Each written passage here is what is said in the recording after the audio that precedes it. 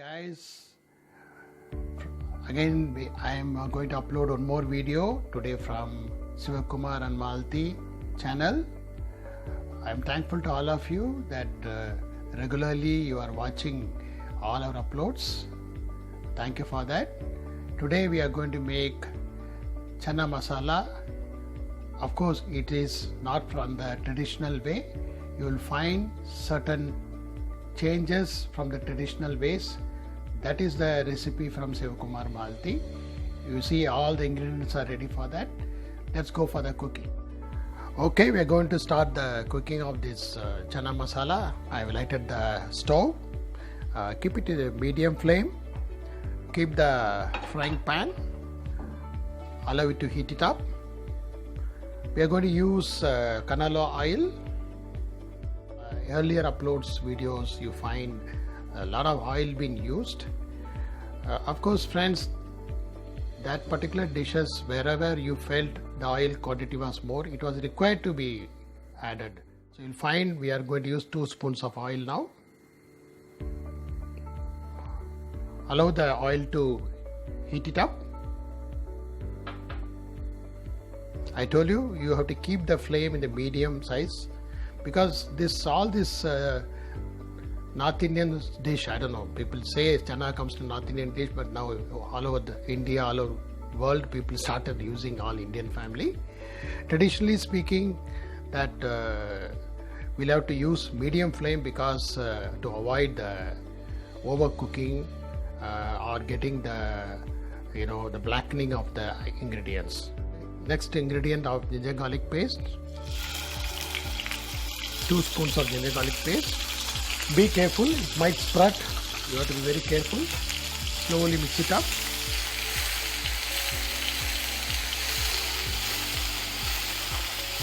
I have reduced the flame again to low. The raw smell of the ginger garlic paste is gone now. You can see it slightly getting brownish. In this stage, we put a little bit of turmeric powder, maybe half a spoon. Then you will be adding the onion paste. I have taken a medium size onion. I put little bit of water and made a paste from the mixer jar. So this I am going to add it.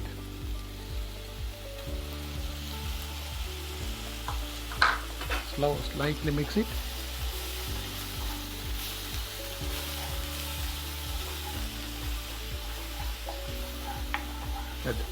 After that, we'll be adding this green chili paste. What we do is we take 3-4 green chilies, put in the mixer jar, add little bit of water and make a paste like this. This paste should be little coarse, should not be a fine paste. Mix it well. Now the whole cooking will be little slow because we are going to cook chana masala with so many ingredients, and every ingredient had to go out of the raw smell, and every ingredient got its own temperature in which the raw smell will go. So after mixing it now, you will be now adding the masalas. So you will be adding this first the coriander powder. Add 2 spoons of that. Next we will be adding the jeera powder. 1.5 spoon of jeera powder.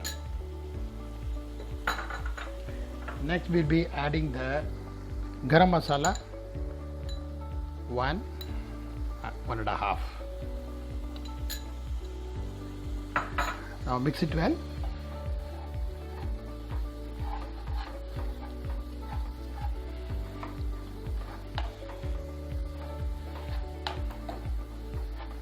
Now we'll add a little bit of saunf, a pinch of saunf, and bay leaf. 1 leaf I made it to small pieces. Mix it there.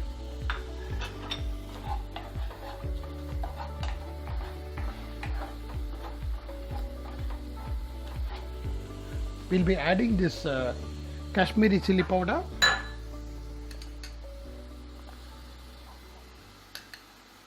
One and a half spoons of that. The advantage of Kashmiri chili powder is that it gives you color, at the same time it won't be more pungent.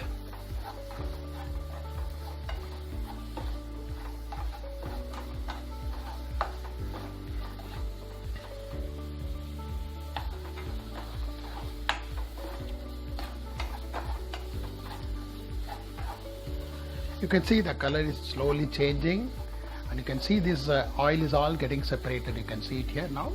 At this stage we made tomato puri. We have taken 3 small size tomatoes, and we put it, it's a raw tomato, we put it in a mixer jar, put little water and made a paste like this.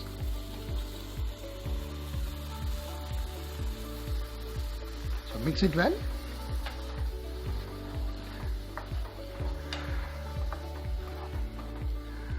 Now add little bit of salt at this stage.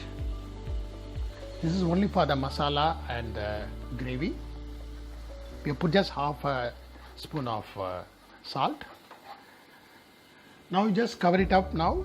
Let it boil for at least 3 to 4 minutes in low flame.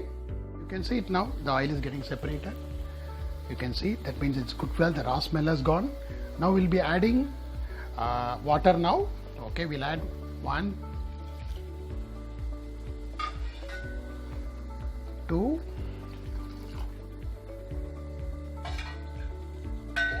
2.5 cups of water. Okay, you see I've taken it may be around 125 ml. This will be. Now we'll have to add chana into that. What we have done, we have soaked raw chana in cold water for 8 hours.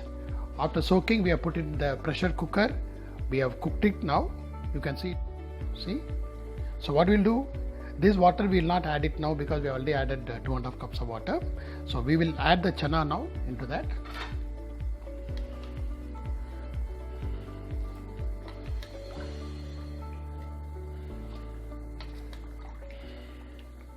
Is around 200 grams of chana.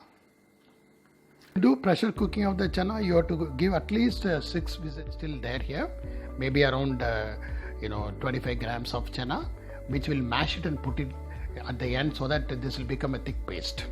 This is an option, it's up to you. In case you want to have no thick paste, then you need not do this mashing of this chana. So we have added this now. Now we have to add some more salt. If you remember, we added a little bit salt. Now this is the final salt. We will add only 3/4 of a spoon. And we can see later on, in case it's over, when it's finally over, we'll see whether salt is enough. If it is not, then we can add it on. We'll now cover it now. Allow it for cook. Now this will easily take at least 10 to 12 minutes.